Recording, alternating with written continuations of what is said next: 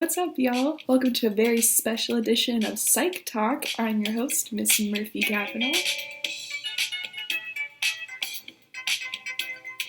Today, we're going to be discussing a very polarizing and highly debated topic that I actually saw on an episode of Community last night.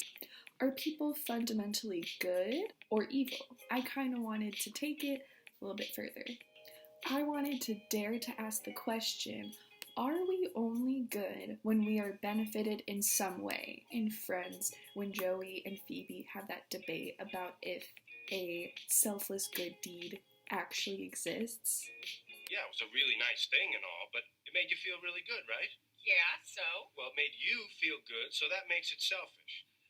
Look, there's no unselfish good deeds, sorry. Yes, there are. There are totally good deeds that are selfless. Well, may I ask for one example? Yeah, there's... No, you may not. That's because all people are selfish. Are you calling me selfish? Are you calling you people? That's sort of what I'm coming from. Can we ever perform a good deed without getting some sort of benefit or satisfaction from it? I will argue that regardless of our human nature, whether it be good or evil, some of us are capable of performing acts that are fully selfless or altruistic because of how our character is built through experiences growing up and attributability, but not everyone will act upon this. But before we dive into that whole debate, we need to do a little bit of background information, get to know kind of the players in this game. There is a very famous debate between two philosophers, Thomas Hobbes and Rousseau.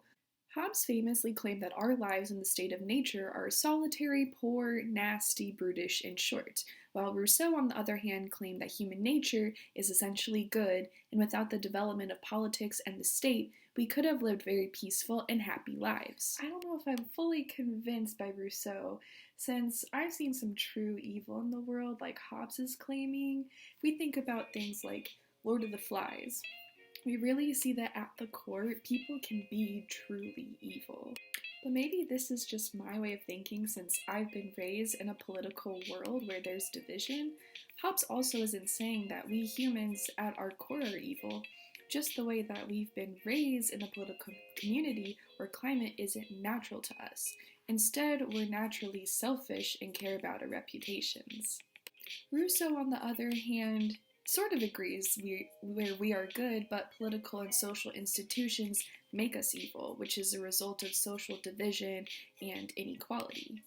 Even if we are good or evil down at our core, we cannot deny that outside factors affect human nature and our actions and our character.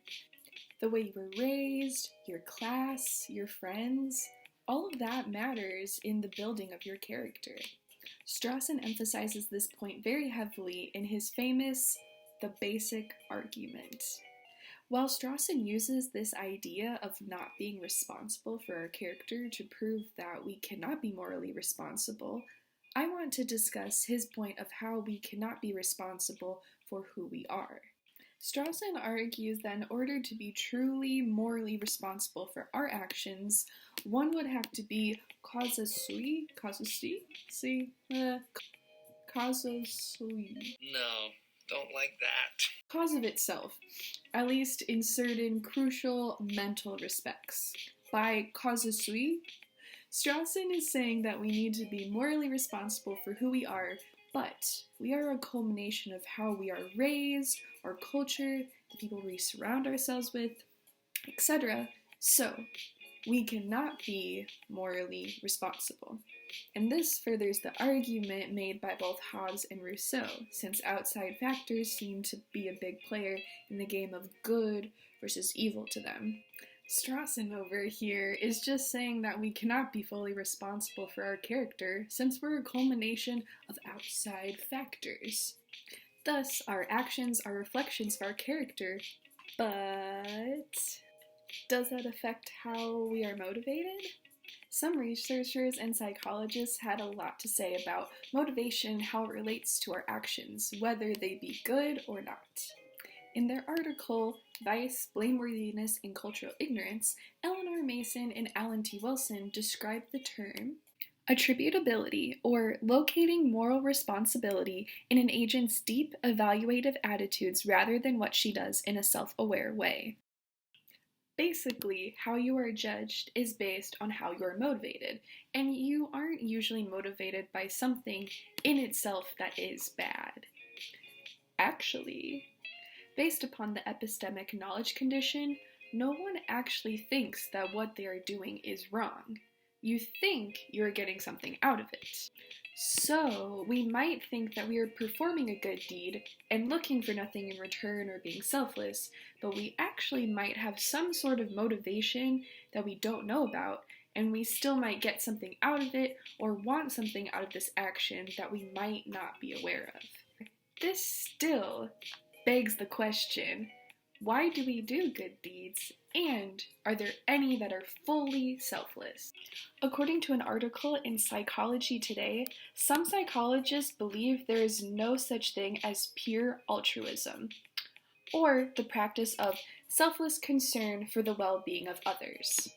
Some people view altruism as a sort of investment strategy, such as the I scratch your back, you scratch mine mentality, or we believe that if we help people, then we'll get into heaven.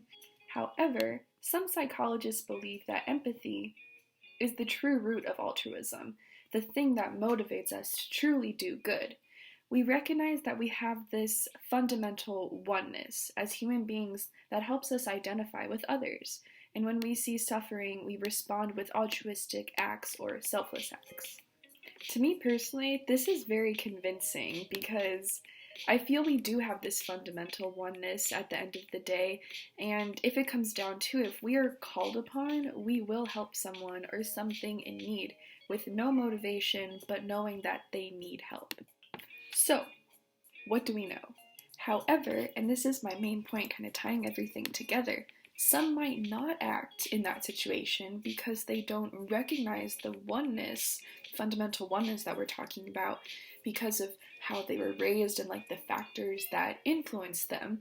We know that how we are raised affects our character and our motivation. So if you're raised within us versus them kind of mentality, or a selfish mentality, or like a mentality that connections between people are important because of how it can benefit you, you might not recognize the solidarity and not help someone, or you'll help someone but ask for something in return instead of nothing. So it wouldn't be a purely altruistic act.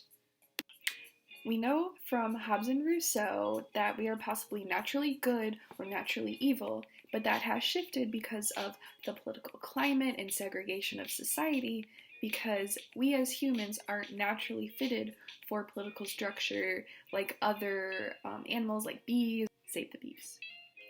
And because of Strawson, we know that we are a culmination of our experiences and how we are raised.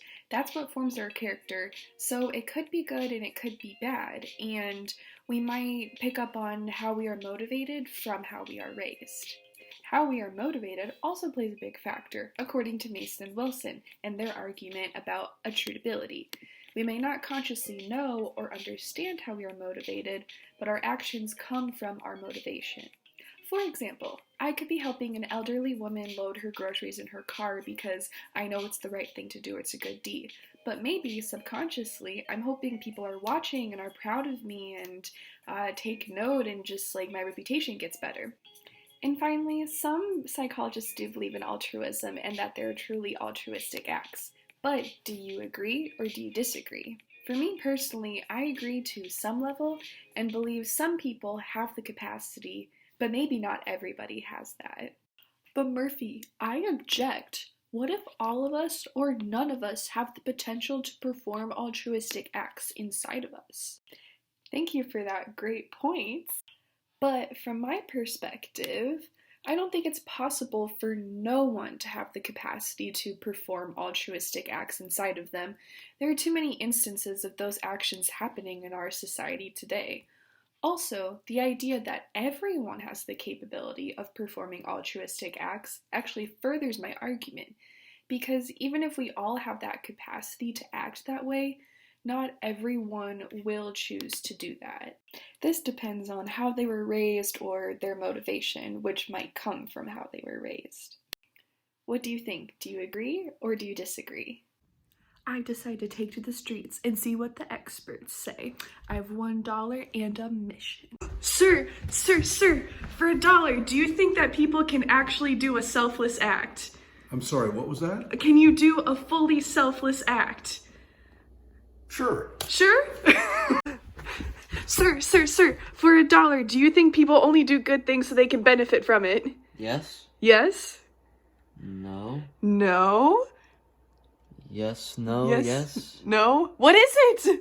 Yes. Okay. Lots of interesting points made by the Kavanaugh family. Does this mean that in order for there to be more good, we need to be nicer to each other? I definitely think so. But I think that change starts inside. We gotta be nicer to ourselves in order to put that good out into the world. My queen mother RuPaul says, If you can't love yourself, how in the hell are you going to love somebody else? Amen. Thanks y'all. I hope you enjoy. Hopefully you learned something from this video and got you thinking. What is your motivation behind when you perform a good deed? I don't know. If you have any suggestions or thoughts, please leave them below. Thank you.